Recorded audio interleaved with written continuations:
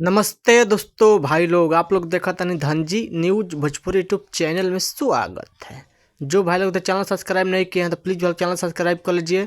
सबसे पहले ऐसा भोजपुरी ब्रेकिंग लेटेस्ट अपडेट जानकारी जानने के लिए और शुरू से अंत तक इस वीडियो में बने रहेगा, आपसे बीच में इस चैनल पर जानकारी मिल जाएगा। जी मैं बता दें, प्रमोद परमेंद्र एक और नई भोजपुरी 2024 के एल्बम संग गाना आने वाला है। उस गाना का फाइनल पोस्टर जारी कर दे। जी आप देख रहे हैं स्क्रीन पर, जिस गाना का टाइटल है दरदिया लेला पिया आधा। दरदिया लेला पिया आधा इस सॉन्ग है प्रमोद परमेंद्र तो सिंगल गाना होने वाला है।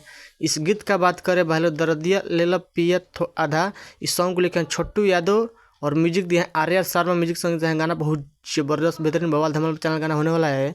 इस गाना का फुल वीडियो संग रिटर्न आपसे कुछ में आ गया है, जिस गाना का टाइटल है दरदिया लेला पिया आधा। इस गाना का लॉन्च किया जाएगा यानी कि कल सुबह 14 जनवरी का सुबह 6:30 पर ये म्यूजिक यूट्यूब चैनल देखने सुनने को मिलेगा। आप लोग देखिए एक बार, गाना बहुत ज़बरदस्त बेहतरीन गाना होने वाला है।